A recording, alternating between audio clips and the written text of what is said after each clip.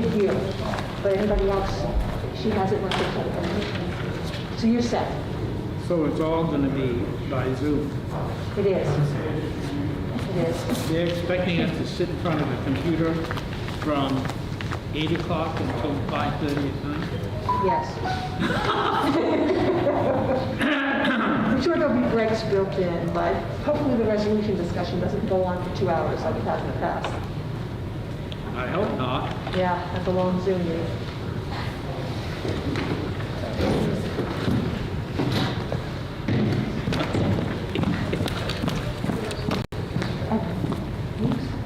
Good evening, sir.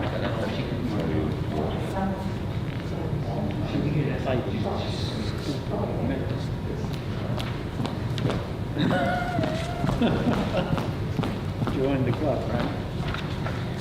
Well, I think my counting skills are fantastic tonight, so we do have a quorum and we are just about 6:30, so I would like to call to order the 5th regular meeting of the Board of Directors of SAD 52, and if Richard could lead us in the pledge, that would be much appreciated. I pledge allegiance to the flag of the United States of America and to the republic for which it stands, one nation, under God, indivisible, with liberty and justice for all. Thank you. So our first order of business will be to act on the minutes of September 24th. Any errors or omissions noted on them? Seeing none, accept those under general consent. Communications, Kim. Yes, thank you.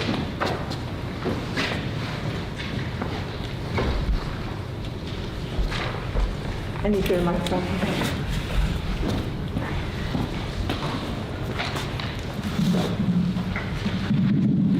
Okay, I would like to report the following resignation. Michael Cloutier, Green Center School Special Education Ed Tech 3 in the day treatment program, effective October 5th.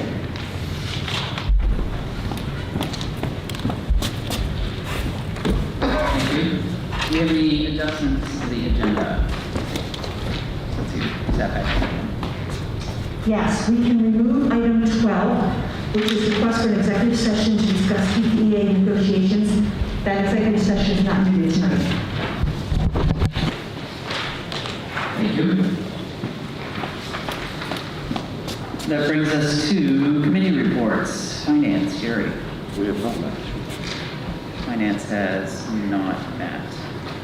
PTB, that's me. PTB did meet this evening, sort of an abbreviated group, and talked about a whole page full of stuff.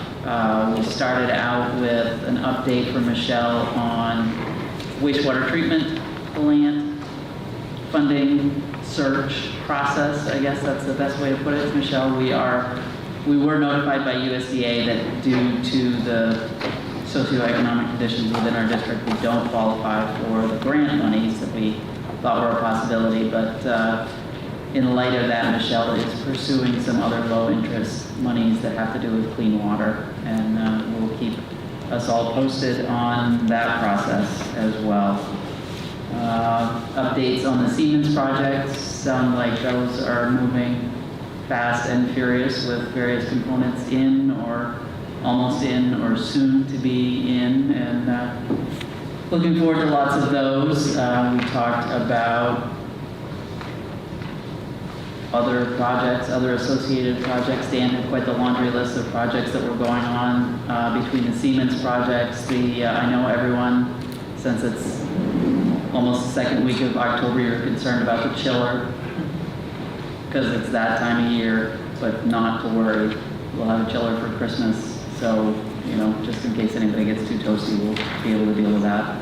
So all those projects sound like they are moving along nicely. Dan also brought the group some pictures of our rather problematic large pine trees out here that are wanting to do some falling down, which is an issue, and moving forward to ascertain a little bit better just what the extent of the need to come down right now, or are there any of them that we can perhaps save and save some of that lovely pine tree-esque ambiance out there, so Dan's gonna keep us posted on what he finds out there.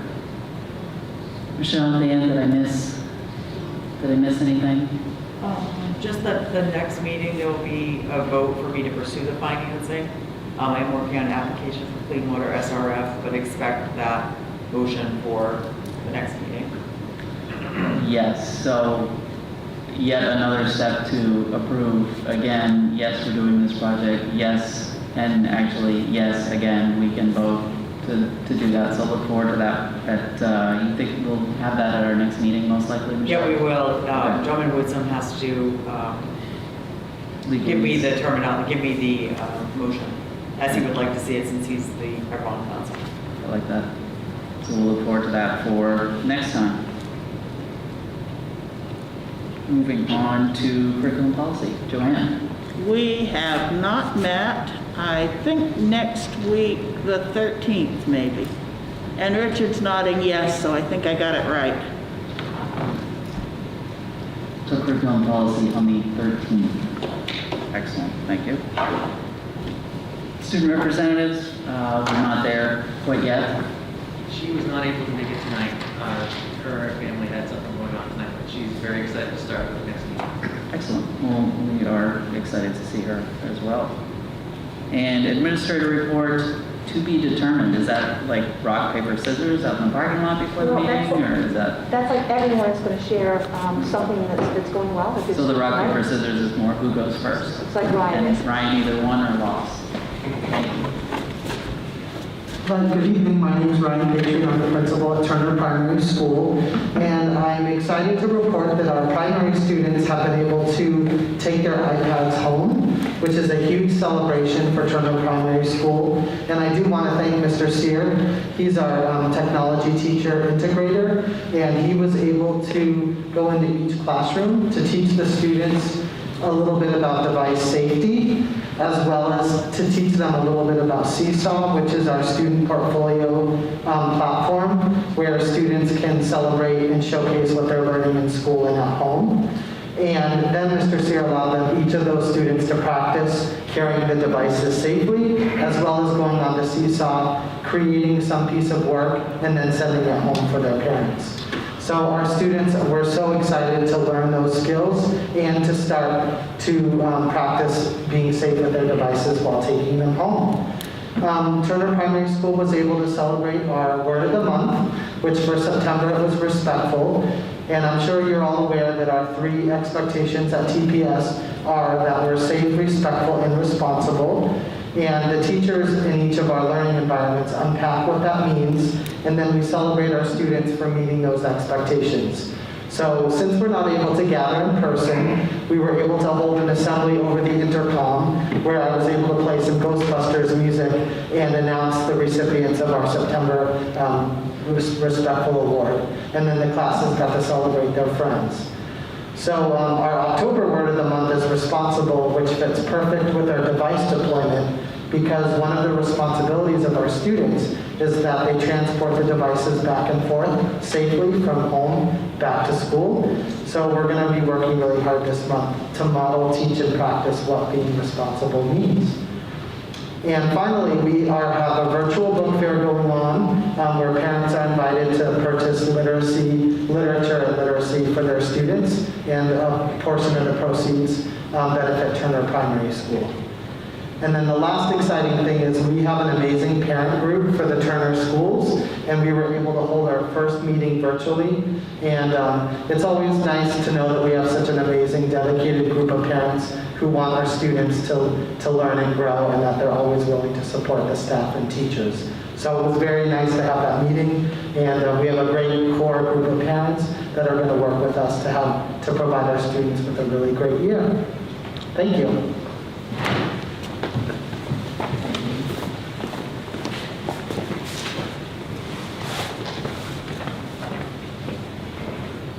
Hello, Gil Marie from Tripp Middle School.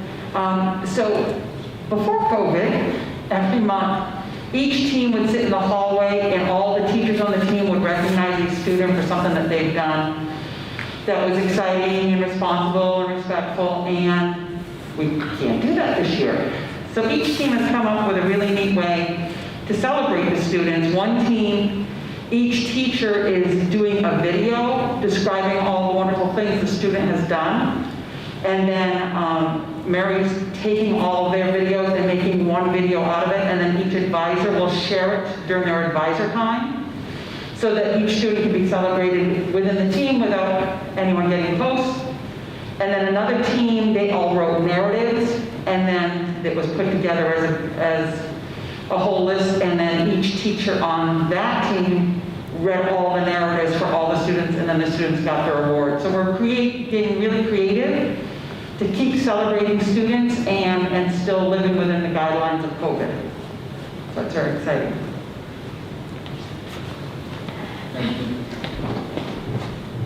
Can I go from here? Can everybody hear me? Sure. Okay. So Evan Shaw, Leavitt High School. We've been kind of chugging along. So we had after we came back last Thursday from our week of remote learning, it was a bit of a climb to come back in, but we've come back in and tried to get back into our routine that we were in before. We went out last Saturday. We had a cross-country race scheduled, and we were the only team that ended up being here because of other scheduling things and color designations from neighboring counties and whatnot. So the students ran their 5K race, and there were a number of staff members that ran the co-runner Waka 5K after the scheduled cross-country meet, which was a good way to get some people out there and supporting the kids with cross-country and getting out of the trail. We're also looking at student recognition. Typically, we would be doing student of the quarter, and which would result in a big assembly in the gym, and everybody is there, and we recognize a student from from each of the 4 classes. Again, we can't do that, so we're looking at doing it virtually. We're still working out the details on that, but nominations are being made by staff, and we're going to be voting on that at a meeting next week. And we'll be recognizing those students coming right up. So we're still moving along, and staff and students are taking it in stride, and we're trying to keep a smile on as best we can.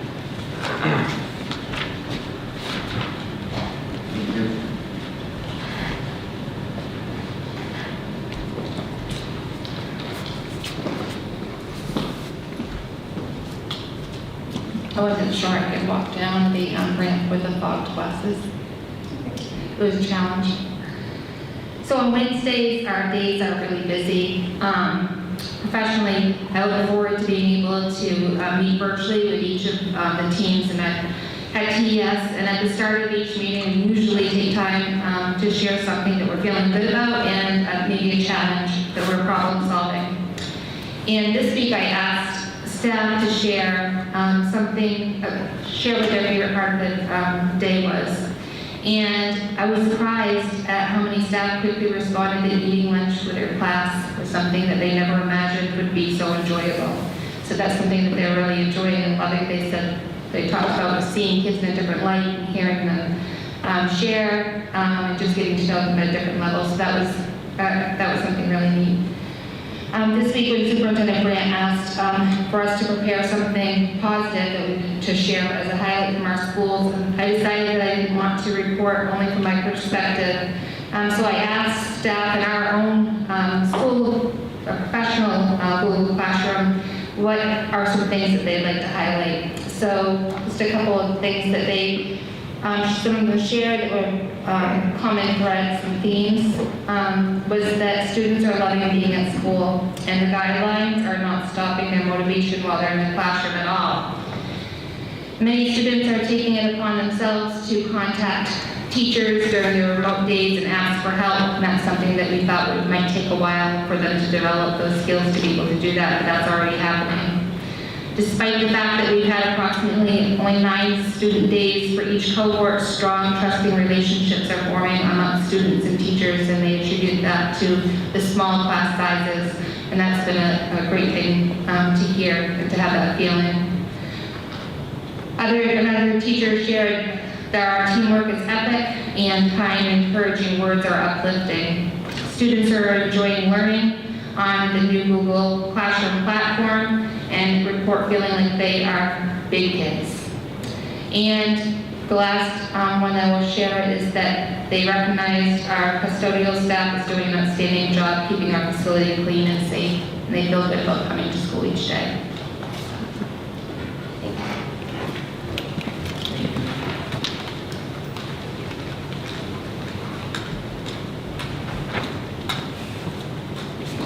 Good evening, Doug Parker from the Green Center. A lot of the themes that I'm hearing from the other administrators tonight echo at Green Central. First and foremost, we want to thank Dan McGree.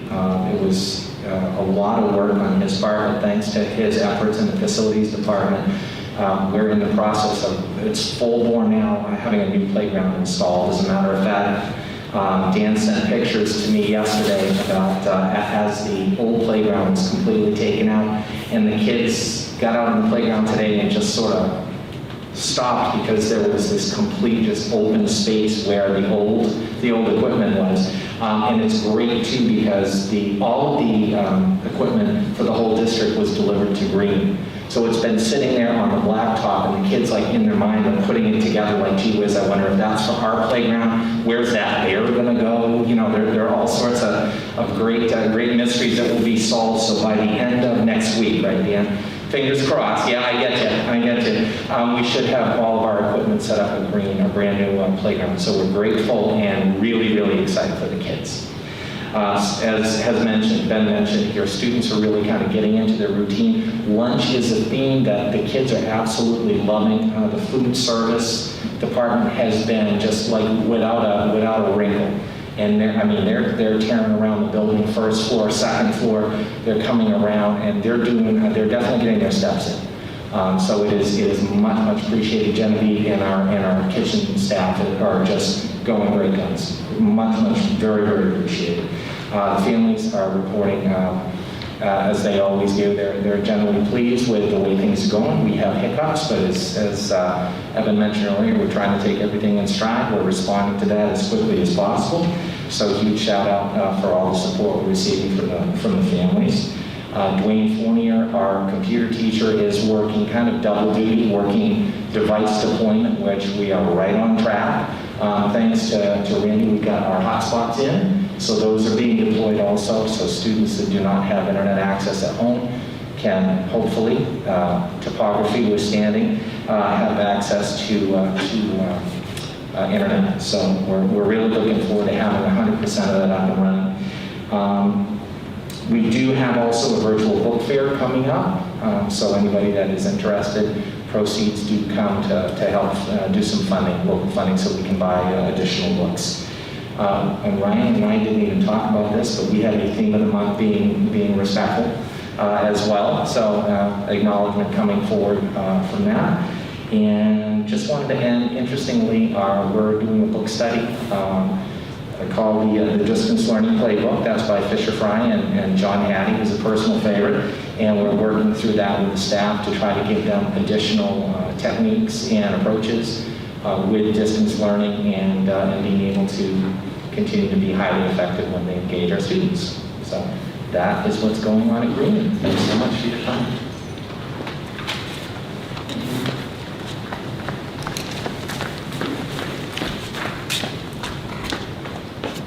Think about going last, and you can just say, save the leaves, a lot of the same things over there. So I'm just going to share something really quick, and that is that our kids would love to be back in school 5 days a week. And according to one of the kindergarten students, we should be back in school 5 days a week because the president says we should.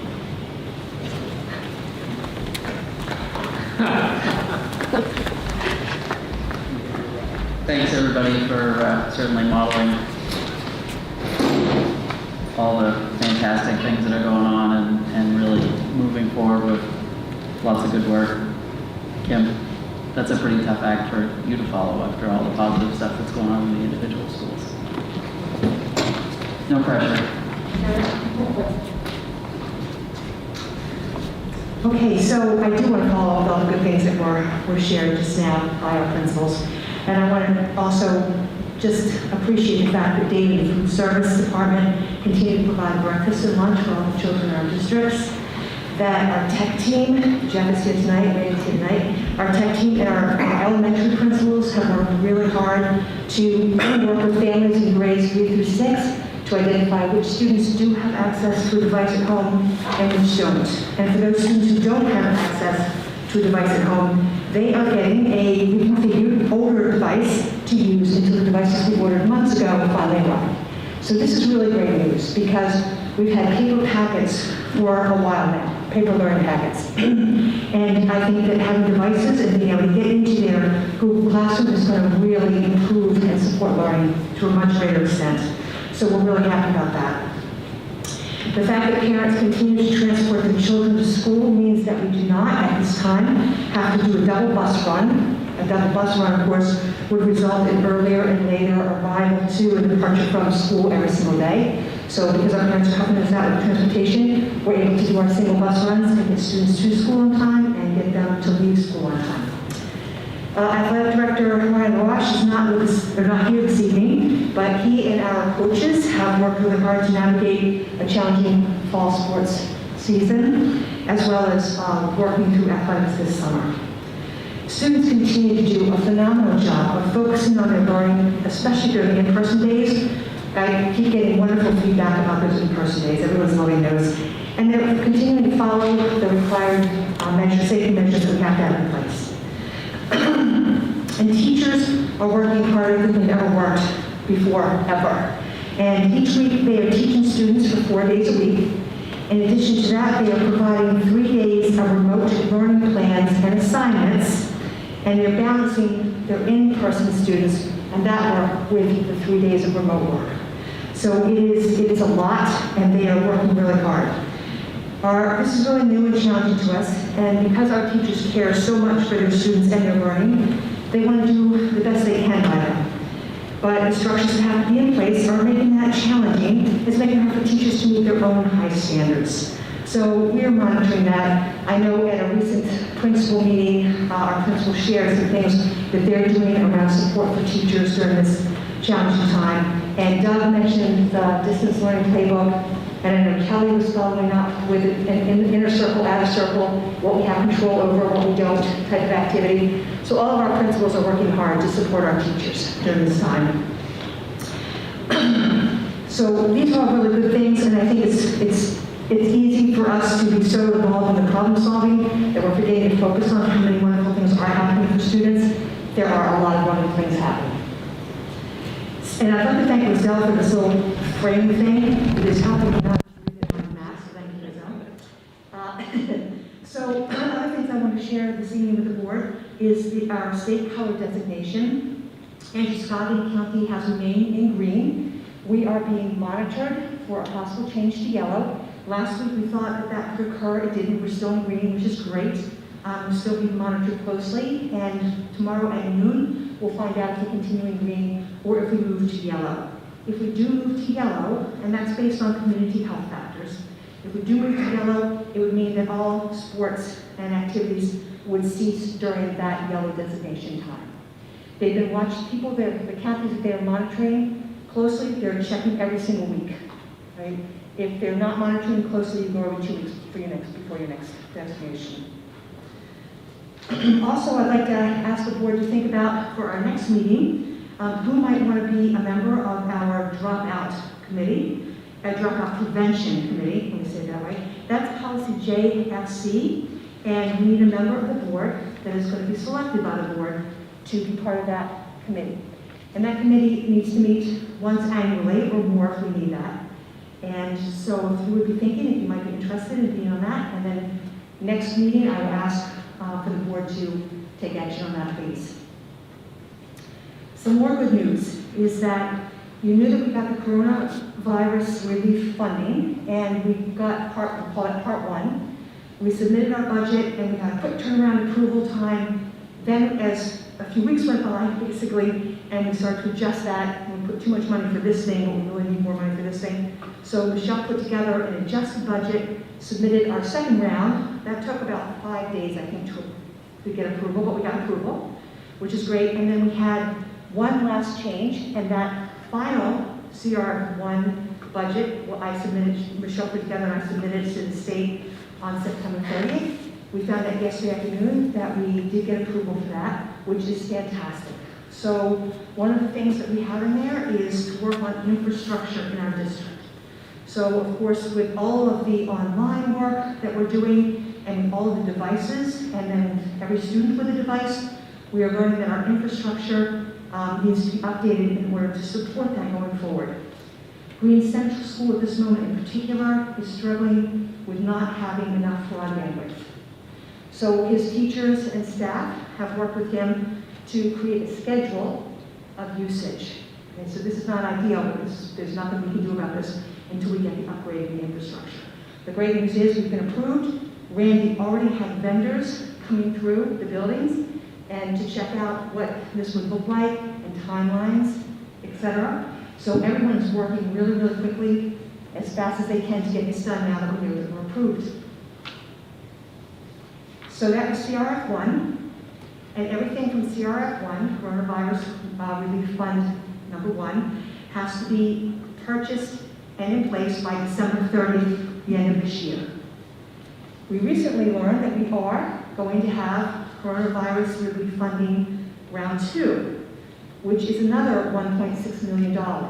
So the first round was $1.6 million, the second round is $1.6 million. Actually, the second round is about $80,000 more than the first round.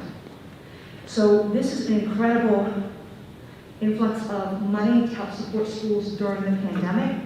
The tricky thing is that the deadline is the same, end of this year.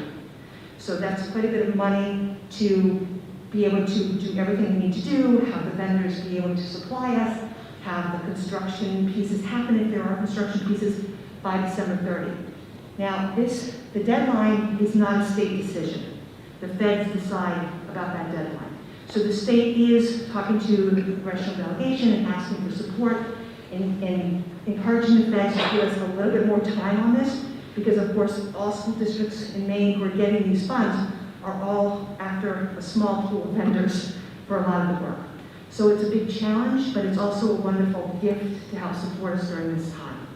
I was on a webinar for our superintendents this week, and basically it was, we can't do anything about the deadline. We've just got to really focus on what we're doing with the money we have in this short timeline. So when I said to you that Randy had a vendor out, Dan has been talking to different vendors, contractors, and using the relationships they have built in our district to have people lined up and ready to go as soon as we get approved. So some of that work is going to start. We're going to get as much done as we can before the end of the year.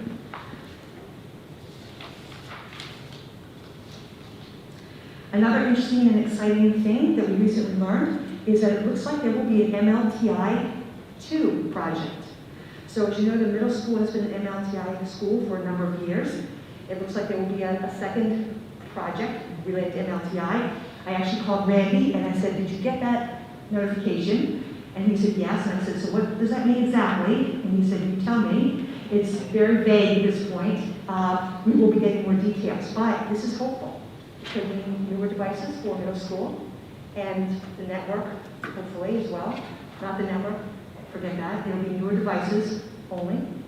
Okay. So more information when we have it, we'll share it with the board as well. I have the past few years met with our town managers a couple of times a year, and that's been really helpful in terms of asking questions of each other, having a better understanding of things that are happening around our towns, and our towns have had the opportunity to understand more about what's happening in the district. And I know we usually get together at least one of those times around budget season, so that they can take a look and ask questions about our needs and what it's looking like, etc. So clearly we're not meeting for lunch this right now. However, Martha has set up a meeting for us to have a virtual meeting, not tomorrow, but next Friday. So I will let you know the next board meeting of any updates from that meeting. I'm looking forward to getting together with them. Okay, and I think that's it for me. Oh. Thank you. Anyone have any questions for Kim or any of the other administrators that talked about it? Richard. Kim, will we get a breakdown on the items that are going to be included in that round two, 1.6 million? Yeah, so right now, yes, right now, Richard, we are all putting our heads together. We're all identifying things. So the money will support things, but it can't supplant the budget. It will only support those items that are resulting as a direct impact from the virus.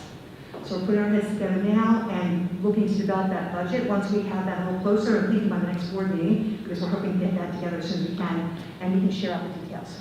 Thank you. Absolutely. And Betsy, I have one more thing that's quite important, and that is that October is National Principals Month. And it is the month to recognize that our principals do an incredible amount of work every single day to support students and to support staff, and that often we don't celebrate them enough, probably. So just thank you, principal, from time to time this month in October.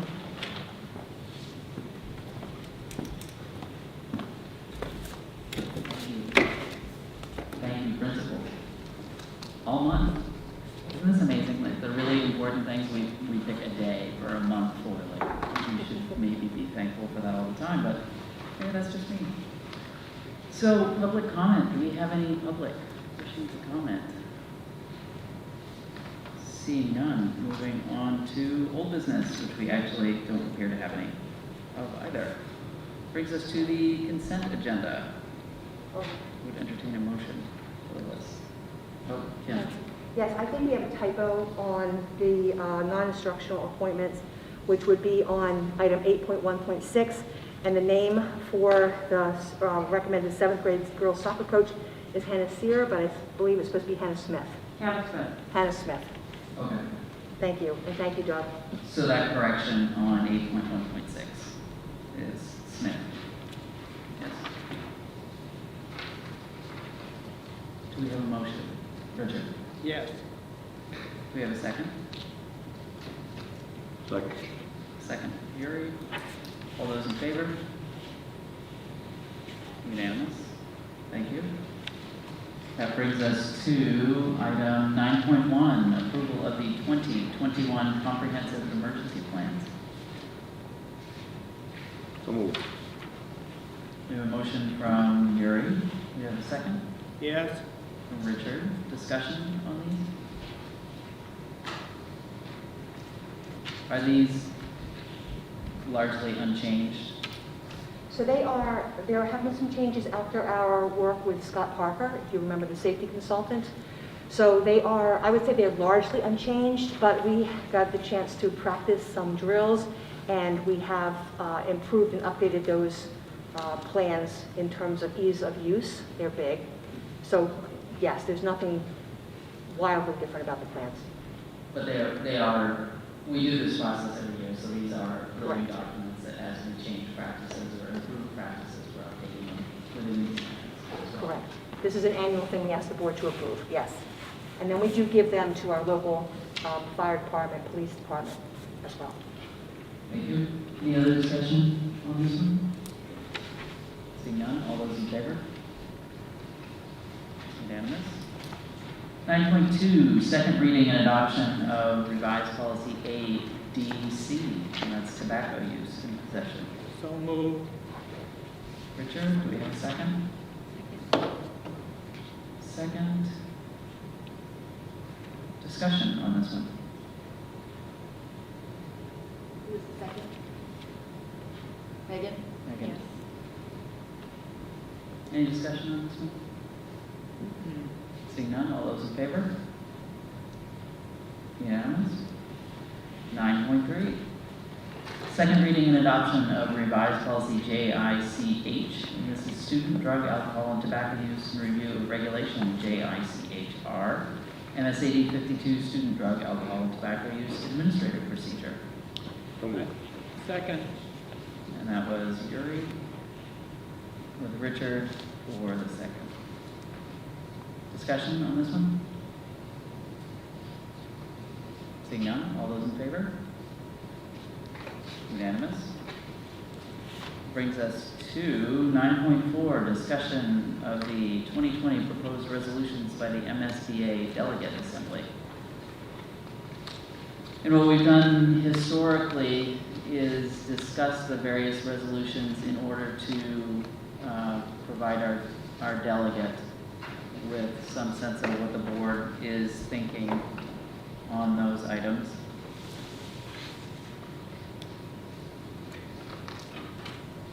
Forgive my shuffling through paper here.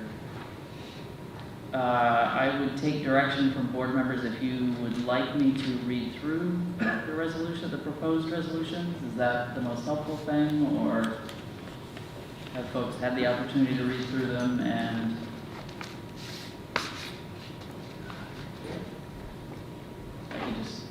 I could just read them this time. So, MSBA proposed resolutions, October 2020, development of distance learning plan. Well, this is a good short one. The coronavirus pandemic upended classroom instruction in school districts and revealed both positives and shortcomings in our ability to do distance learning. What was implemented by necessity should now be improved by design. Distance learning should not be just be the fallback in a crisis, but rather used to provide equitable learning opportunities to all Maine students, regardless of their location. The Maine School Boards Association calls for a plan that addresses professional development for teachers, assessment of devices, high-quality connectivity in all parts of the state, development of online curriculum appropriate to age groups, and intentional use of online learning to enhance curriculum and expand learning opportunities for all students. Funding for online learning should be part of the school funding formula. MSBA will actively participate in the development and implementation of such a plan. Unless anyone feels strongly, I guess I dispense with reading the rationale on each of these. Questions, comments, thoughts on where we as a board would like our delegate to be on this one? Richard? Let Yuri go first. Yuri? I would be a little bit concerned about using the school funding formula the way this is talking about funding broadband access or better access throughout the state. I know that there's been lots of bonds and discussions about working on that. I would be concerned to have that tied to any school funding. Thank you. Richard? My comment on this is, it sounds to me like this is going to be a lot of money, and where is that money going to come from? Will the legislature be involved? I assume it would at some point, and I can't positively imagine that this is going to get implemented very highly across our state. The one thing that I would push is professional development for teachers in doing distance learning.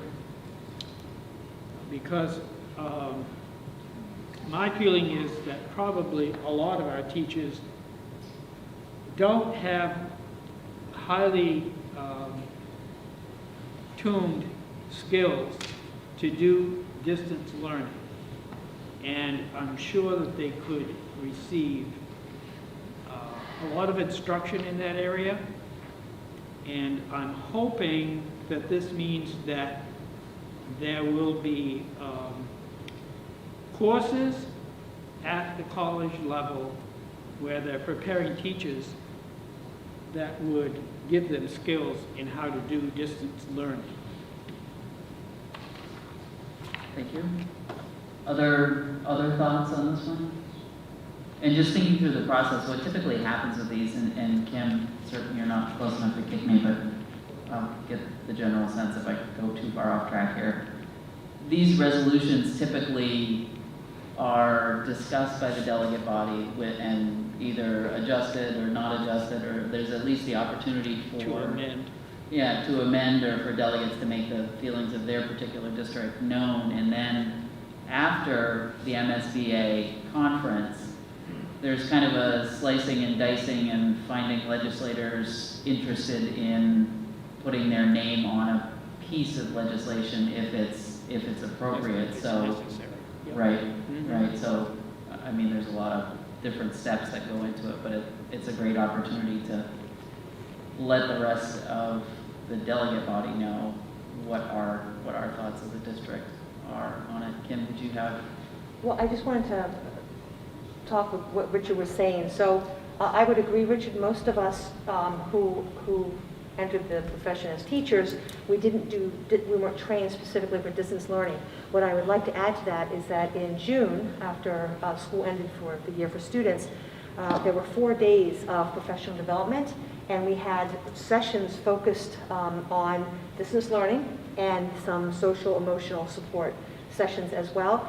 And a lot of those sessions were led by some of our own staff, because we've got some brilliant minds on staff who have had experience and know how to do this. And so the feedback from those 4 days was phenomenal. So we identified that early on for our teachers, and I agree. Like, we continue to need more of that, because it looks like we're going to continue with more of it for a bit of time. Thank you. And I guess I would just chime in as well to further Yuri's point that one sentence is a little scary to me too. The funding for online learning should be part of the school funding formula.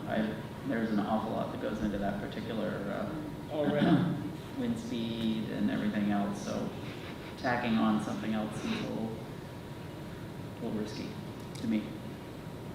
So the second proposed resolution, building stronger family support for education. The Maine School Boards Association believes greater involvement by parents or guardians in their child's education is essential to assure better outcomes for students. Parents or guardians who are not engaged in their child's early learning at home are less likely to be engaged when their child goes to school. Outreach to and support of those who care for children in the home are essential first steps in creating a successful partnership between caregivers and schools. The ultimate goal is to identify the needs of both adults and children in the household and connect them to appropriate services and learning opportunities. Anybody want to weigh in on this one? Yuri? I guess it's a nice statement, but I don't understand what they're trying to accomplish. It doesn't talk about funding, it doesn't talk about new programs, it just says it's good if parents are involved. So I'm not really sure what the push is on this one. Other thoughts on this one? Kim, do you want to weigh in at all on this one? Or anybody else? I don't mean to make anyone feel excluded in this discussion. So as I was reading these resolutions, and it's interesting to hear Yuri's comment right now, because I'm thinking to myself, yes, this makes great sense. And another layer of what do we do. However, what I really like was it completely aligns with our goal number 6 in the strategic plan, which is about conducting ongoing, consistent communication to foster increasingly positive relationships among schools, parents, and community. And then there are details below that. But that communication is very important. And we do a lot of that communication at this point, but we're not necessarily getting to the point where we're trying to seek out what specific needs might be for families who are not yet in our schools. We do a lot of that once children are in the schools. Thank you, and I think Tim brings up a great point with that. That's definitely something that we've identified. That connection piece is something that we as a district have identified as being important. My concern was something along this. It all sounds lovely. I also would be concerned that it certainly offers the opportunity for additional layers of bureaucracy, and I'm not sure how many people in our classrooms and in our schools have time or inclination for additional layers of bureaucracy. Richard? It appears to me from their rationale, the last sentence, that they're putting the onus on this onto the school boards and our administrators. I feel that we are doing as good a job as any system probably can in this area. We've raised it as part of our comprehensive plan. It doesn't appear to me to lead to any specific action or game plan.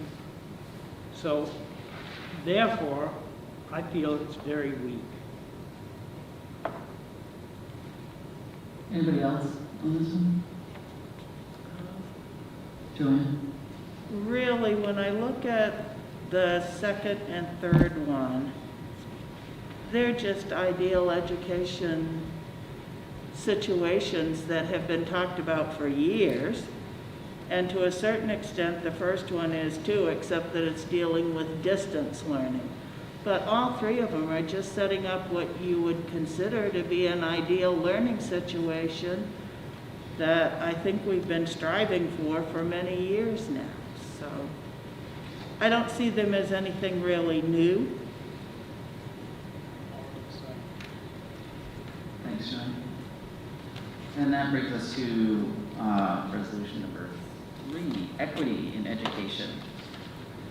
All students, regardless of their race, color, sex, sexual orientation, gender identity, religion, ancestry, national origin, or disability, deserve equitable opportunities and support to learn in Maine's public schools. The Maine School Boards Association believes all district leaders should facilitate a self-examination and discussion around recognizing bias and stereotyping and adopt policies and practices that eliminate them. Discussion on this one? Richard? We already do, I hope, at as many levels as possible, try to teach our children how to avoid bias and stereotyping. And I'm not absolutely certain, but I hope that every principal and every teacher is striving to provide this type of equity so that we don't have bias and stereotype amongst our students. Am I incorrect by assuming this? You are not incorrect, Richard. You're not incorrect. I think recent events in our country have given us the opportunity to take pause and say, what more must we do? Mm-hmm.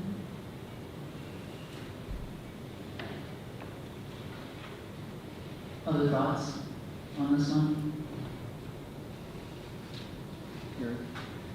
I mean, I think this is similar to the previous one. That I don't have any issue with the statement. I just don't. It seems like in the past there's been a piece of action or a direction from these proposals, and this doesn't seem to really have any. It always makes me nervous supporting something that's as loose as this may be, because we don't know what will be tied to it. Yeah, I would agree with Yuri's concern. I mean, I think that these are all, yes, absolutely. We're all humans. We have bias that we're not even aware of. So certainly that has lots of opportunities for improvement on. But I share Yuri's concern that these kind of overarching philosophical, warm and fuzzy sounding things, by the time they might become attached to some piece of legislation that might go forward with what appears to be MSBA's backing, might not look exactly the way that we might think they would. So that would be a point of concern for me. So what I'm hearing you saying then is on number 2 and number 3, there's not a lot of support or enthusiasm around those on our board. Is that correct? I didn't, so, and correct me if I'm understanding this not in alignment with folks, but I didn't hear a lack of support for the sentiment expressed in those. Right. What I heard, I think both from you and Yuri, was concern that this is lovely, but there's no specific action or specific course that's being recommended for us really even to weigh in on. I mean, if I'm certainly not hearing folks say that, no, definitely, our students do not deserve equitable opportunities and support. I guess the concern sounds more like, yes, that sounds lovely, but Now what happens to it? I mean, I don't understand that anything is really being proposed with these besides everybody having an opportunity to congratulate themselves for how open-minded they are. I will relay that sentiment at our assembly. Thank you. So we still have one more, just in case we haven't had enough fun yet. Board meeting remote participation. The Maine School Boards Association believes, speaking full sentences, okay. So the Maine School Boards Association believes what we have learned about remote participation in board meetings during the coronavirus pandemic supports a law change. See, here's a specific action. Supports a law change allowing such participation absent a health emergency. The technology is available to allow robust discussion on issues in real-time, face-to-face deliberations, not only with fellow board members, but with the public. MSBA supports introducing legislation in the 130th legislature that would allow such meetings under the public records law if the local school board votes to adopt the practice. So that's a lot. Thoughts on this one? Richard? Well, my question is it currently not legal for us to be holding remote meetings? Yes, the governor put out an order allowing us to do that, an executive order.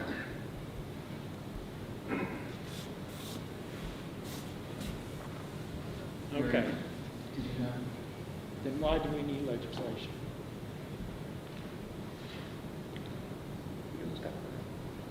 It was temporary, her order? Yeah, so my understanding, the governor's order is specific to just this time. Specific to this particular pandemic. Yes. So we'd have to have another order if we had another pandemic. Okay. Yes. Yes, And that's then, correct. but there is not a specific expiration date of that. I will go back order. and look at the order. I don't know if I there's a don't specific. think. But in general, that order was put out for the purposes of being able to continue to meet when we weren't allowed to be together. So, and I can check when that ends. I think we've got to the end of this year, but I'll check. Thank you. Yuri? My belief is that that executive order was tied to the rest of them, and I think she just extended it another month, and I think that it's tied to the end date of whenever that extension stops. If I understand this correctly, what they're looking to do is to, regardless of pandemic or no pandemic, being able to have remote board meetings all the time. I would absolutely not be in support of that if that is the intention. I think that it is very difficult. It sets up for a lot of opportunities for difficulties to have these meetings. If there are issues that people need to discuss, I think our meetings are open, they're easily accessible, and absent a health crisis, I would argue that if there's discussions that need to be had, there's no reason that folks can't attend and have that discussion. Other thoughts on this one? Kevin?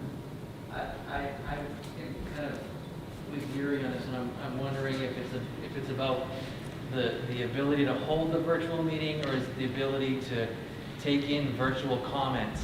And I'm not sure. I mean, we've talked, well, since I've been attending board meetings about increasing participation at board meetings, but I'm concerned that that opens up a lot of management issues, and one of the fundamental things about how local government functions is by people actively participating in person.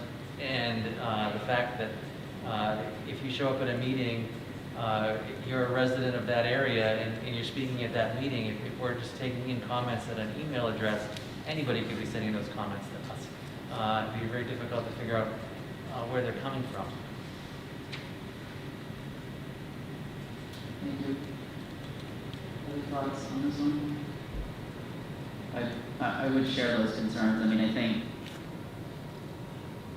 like many things that we're navigating throughout the pandemic, I think there are pieces and parts of what we're doing that we're going to want to keep long term. I mean, I think that we're certainly seeing some more people access our meetings online maybe than we were previously. I think that's great. From a communication standpoint, I share Evan's concern about the housekeeping aspect of how to deal with public comment per se that's not offered in a setting whereby it's relatively easy to verify somebody's residency in one of our 3 towns, and also provides that step of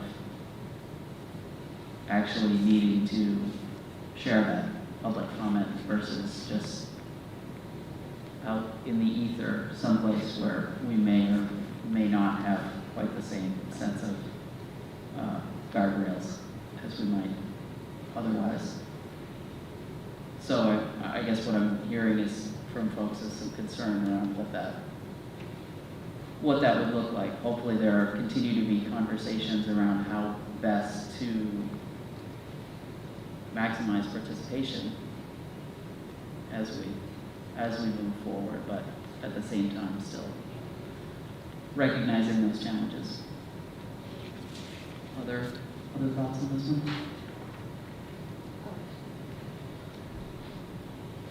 Kim? Yeah, so I would think the in-person, I agree, the in-person is always the preferred, and right now it's the law outside the order. I'm just trying to think if that were an option for an extenuating circumstance at some point. I don't know, there's no electricity in the schools, but we're okay. I don't know what it might be, but if we could use it if there were some weird extenuating circumstance, that might not be a terrible thing, right? This board would not choose to do it unless there was something odd. If the law changed to allow it, if there were some situation that might not be terrible. I would be concerned that if that was the case, then it would be very easy for somebody to want to all the time be able to have public comment from not here. And I think that it's really concerning to me that it's pretty hard to filter what may pop up on a screen when somebody decides to express their opinion. Yeah. And it's much easier in person. And I think that if this were to become tied to a piece of legislation, I don't know as if you would be able to disseminate between only in an emergency versus I'm a public participant and this is law and I want to be able to comment as necessary. Right. Other thoughts on this one? Yes, Jason. Sounded like it said that it just allowed the school boards to make the decision for themselves. So if the law passes, like if this gets tied to a law and the law passes, this school board still has the determination on what it wants to do. The law just allows you to make that determination, whereas right now you don't have that determination once the executive order dies. So you're thinking, Jason, that it actually matches up to the scenario where he was describing, so that would give us the latitude to say that. Right. Let's say there's some emergency that happens within this district, bad roads, something like that. Still lets you have, if you as a board decide, yeah, we're going to allow that for special circumstances, we're going to have this meeting be virtual or whatever you guys have decided. It gives you that flexibility. As a board, you can determine what you want to do. So we'd be even on even footing with the kids that will never again have a snow day. We would never again have a snow board meeting. Never. I suppose that's fair. Yeah. Any other thoughts on this one? So I guess from the standpoint of Richard, what you will be relaying certainly would be those concerns with it, and at the same time, depending on what a legislative piece might look like, that there might be some opportunities there as well. Thank you. I'll do my best to do my duty. We trust that you will most assuredly do that. And I guess just on a related item with that, I think Martha had sent out emails to board members regarding anyone who's interested in the conference, which is 100% virtual, I believe, to let her know, and we'll get folks signed up for that if you are interested. That brings us to 9.5, other. Any other items of new business that we need to take up this evening? Richard? I just noticed on here that those clinics, which are the whole meat, as far as I'm concerned, of this conference, will be available on the platform up until November 8th. So you don't necessarily have to go in that day if that doesn't work for you or that time. They will still be there and you can go watch them at any time you want to. And I would encourage that because, like I said, this is to me the most important part of the whole conference is these clinics where experts, and in the past, one of our own has conducted a clinic. So that's great.